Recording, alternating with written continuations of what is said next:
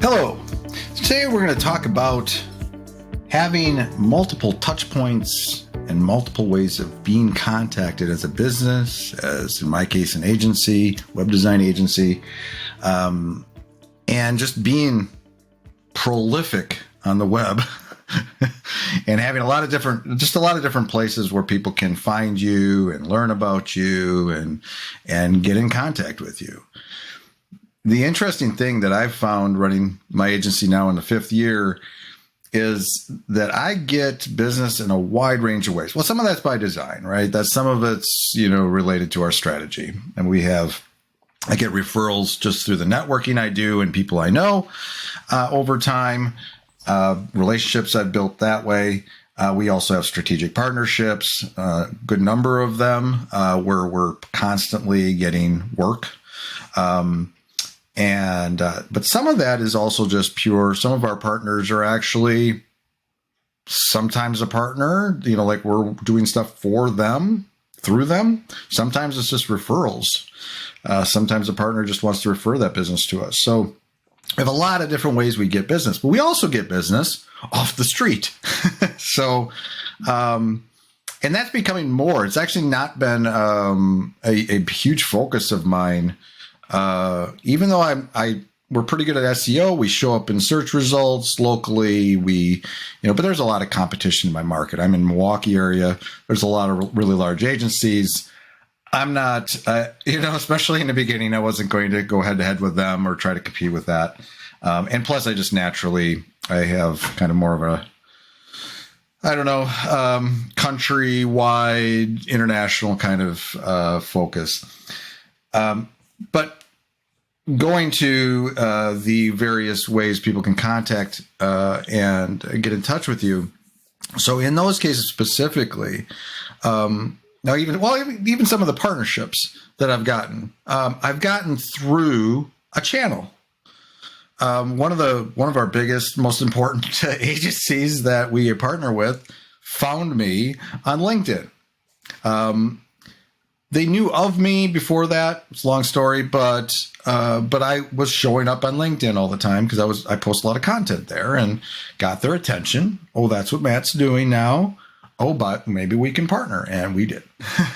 So that happens several times, but also like for pure business. So I have a website, obviously, and I have a couple different ways people can contact me through that website. One of those ways is simply to use our contact form. That's simple. And what that does, that shows up in Zendesk, right? There is also Calendly on my website. I've tested that and it's working. I'm actually surprised. I thought I would get a lot more spam and stuff through there, but I haven't so far. So if you're a spammer and you're listening to this, just don't. But I've had a couple people that have done the Calendly thing just to see if we could partner together instead of like regular, client work and stuff. But through that, I have gotten leads. And in fact, just yesterday morning, I was on a call with somebody, a local manufacturer that found my website and set up a Calendly, and it was just 4 phone numbers. So for Calendly, again, this kind of magnifies it, right? So through Calendly, they can do a phone number. I call them via phone or Zoom or Google Meet. They have 3 options, or if they want to give me another, they can. So it's kind of dynamic that way, and it has some depth. And because I found over time everyone communicates differently, right? Some people are comfortable just email. They'll email you and start the conversation that way. And some call you. So that's the other option. So I have like a toll-free number and then a local number that all run through our answering service. And I use Smith.ai. I've used them for over 2 years. This is not an ad. I'm just telling you what I use. Although I do have an affiliate link. But Smith does a great job. And I actually really give Smith a lot of credit in terms of my daily peace of mind and calm, because I'm not bombarded with phone calls. They're my first line of defense. They filter out the spam. They filter out the sales calls. They'll still give me the information on the sales call, but they can block that person, or they can I have a lot of controls over that. And then my clients, they're VIPs in there, so they just go right through to me. And as long as I'm available, it'll ring my phone, or they'll take the message. So they take messages for me. So that's what's all happening there. But the situation I have with them is I use Zendesk for all kinds of things. And one of them is Smith AI sends a daily record, but also just phone call details to me to Zendesk. So they will take a message, record what that person wanted and needed. If they need a website, their phone number, their email, whatever they can gather from them. And then I get that in Zendesk and just can handle it like normal. My team assigns it to me and we go, right? So I've had that happen, just in this past week. I've had, Kyle out there, contact me. He found me on an online search. We were found that way. Somebody did show up. Liz. Liz was the person I talked to yesterday, and we talked about her project, and we're going to get a proposal to her on Monday. She landed on my website. Somebody found me on LinkedIn this week, and they told me it might have been her, and then found probably my website and contacted me through there. That is a beautiful thing. Sometimes people just message me right on LinkedIn. It's usually LinkedIn. It's very rare on Twitter or Facebook or anywhere else. LinkedIn is usually is like our place.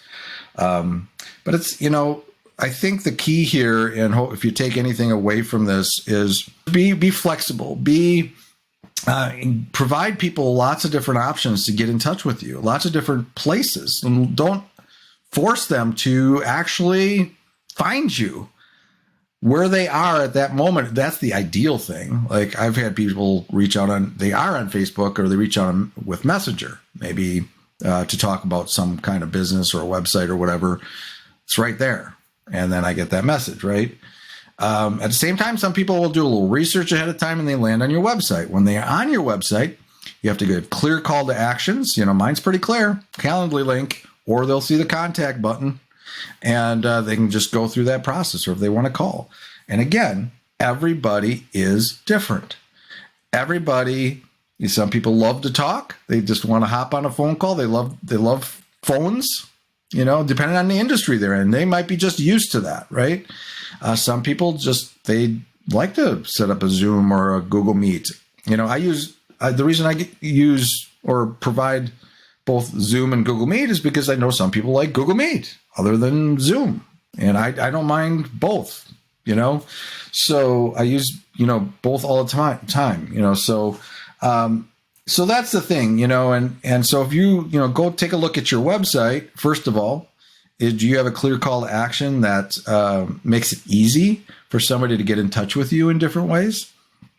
But also, look at your online footprint, be out there, and make it easy for people to find you. Make sure you're being found on the Googles out there.